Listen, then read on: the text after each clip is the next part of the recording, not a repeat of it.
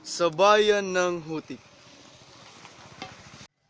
May isang pilay na palaboy-laboy sa daan.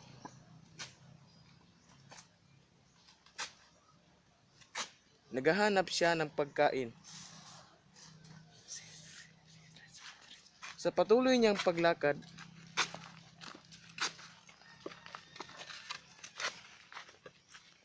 may Buno!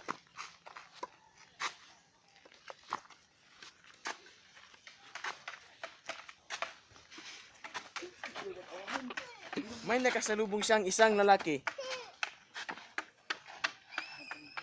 Kinausap niya ito. Saan ka ba pupunta? Wala akong pupuntahan, palaboy-laboy din ako. Ano bang pangalan mo? Ako pala si Bulag. Tara, pumunta tayo ng plaza at mamasyal tayo roon. Sige. Makalipas ang isang buwan, ay magkaibigan na muli sina Pilay. Araw at gabi, lagi silang magkasama saan man magpunta. At kay lagi bulag si Pilay.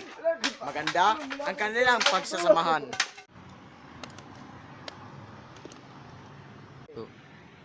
Maagang gumising si Pilay.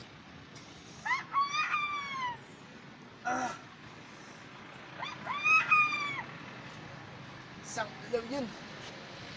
Pumunta agad si Pilay sa plaza para maghanap ng pagkain. Iniwan ni Pilay sa bangketa si Bulag. Nang magising si Bulag, galit na galit siya dahil iniwan siya ni Pilay. Pilay, asan ka? Pilay, asan ka? Pilay, asan ka ba?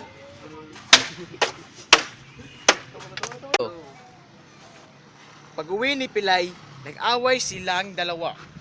Pilay, ikaw ba yan? Oo, ako to. Bakit mo ako iniwan kaninang umaga? Naganap ako ng pagkain. May nakita akong magkain ng met, talon, saka yung pang-relo. Ha? Maghiwalay na tayo. Maghiwalay na tayo!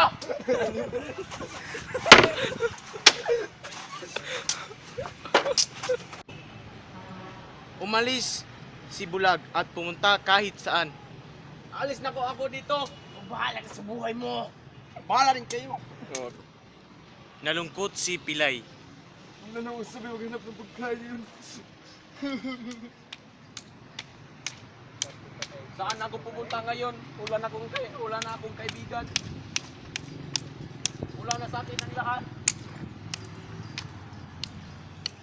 Isang araw, habang si Pilay ay naghahanap kay Bulag, may narinig siyang isang chismis na may bulag raw na palaboy-laboy sa kabilang bayan. Oh, Boss, Bakit? may narinig ko siyang balita doon sa kabilang bayan. Ano yun? May isang bulag doon na palaboy-laboy. Agad niya itong pinuntahan. Hindi siya nagkamali sa pagpunta. Yun nga ang kanyang kaibigan.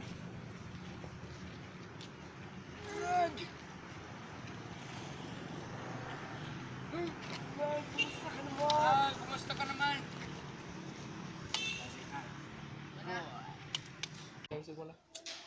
Makalipas ang 3 buwan, ay nagkaibigan na muli ang dalawa. Maganda na muli ang kanilang pagsasamahan. Sinsya ka na vlog, iniwan kita. Okay lang pre, pwede na tayo magkaibigan muli. Minsan ay napagkayarian ng dalawa na mangibang bayan upang humanap ng pagkain. Vlog. Pumunta muna tayo doon sa ibang bayan para maghanap tayo ng pagkain kasi nagugutom na ako. Okay, tara. Nagutom na ako ng masyado. Para Tara na. makahanap tayo ng Pagkain. Jollibee doon. Tara, Jollibee. Sa paglalakad ay madalas magpahinga ang dalawa dahil hindi makaya ni Pilay ang matagalang paglalakad. Drit, Vlog, pahinga muna tayo dito. Okay. Okay. Sakit-sakit na ng hili. Sa paglalakad nila ay may nakita silang anong-anong bagay sa daan. Oh, may lupid. Uy. Huwakan mo. Oh. Doon pa tayo. Tulad ng lubid,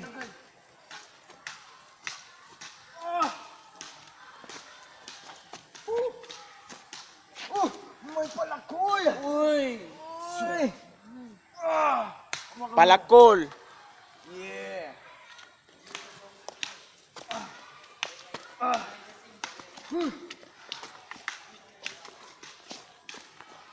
Ano ito? May isang malaking trumpeta! At trompeta. Ako na lang. Sa patuloy nilang paglalakad, nakarating sila sa isang malaking bahay. Ayun! May malaking bahay doon! Na ang laki-laki!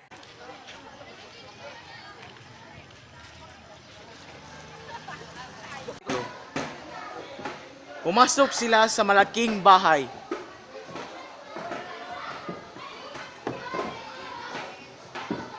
May nakahanda sa lamesa. May hita ng manok at adobo. Kinain nila ito at nabusog sila.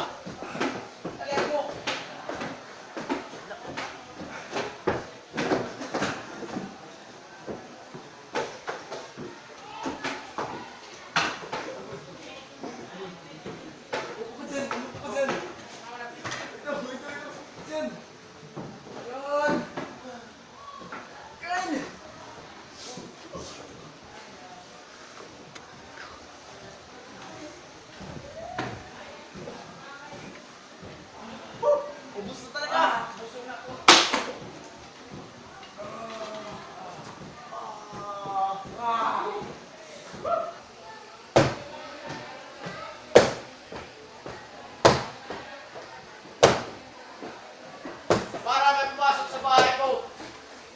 Kulang hita ng manok dito. Kung sino ka man, lumabas ka. Hindi ka makatagas sa akin. Sa halip na lumantad, ay pinalakas ni Pilay ang boses niya. Sumigaw siya. Hindi ako natatakot sa iyo. Higandi rin ako katulad mo. Tara. Hindi ako naniniwala sa iyo. Bakit ayaw mo mapakita? May palatandaan ako na isang higante. Ipapakita ko sa iyo isang hibla ng aking buhok. Kinabahan ang higante. Malaki yata ang kausap niya. Sumigaw siya ulit. Di pa rin ako naniniwala. Yagis mong ngipin mo. Inihagis ni Pilay ang palakol. Oh, ito ang aking ngipin. Ayaw pa rin maniwala ng higante.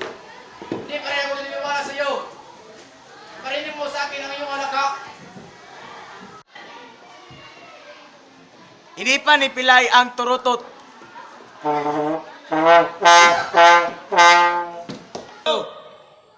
Natakot ang higante. Tama na! Tama na! Ahulog sa bangin ang higante.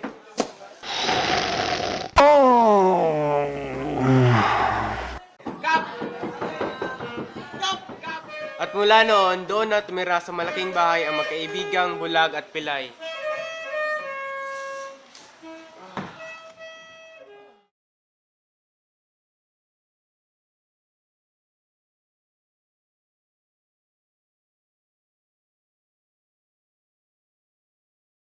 Go.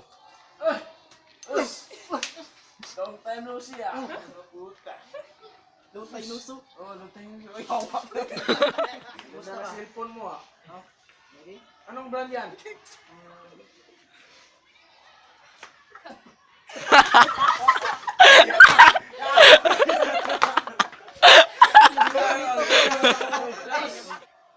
Stang yung... Ano ba mo yun ah? Anong brand ng cellphone mo daw? Unmay.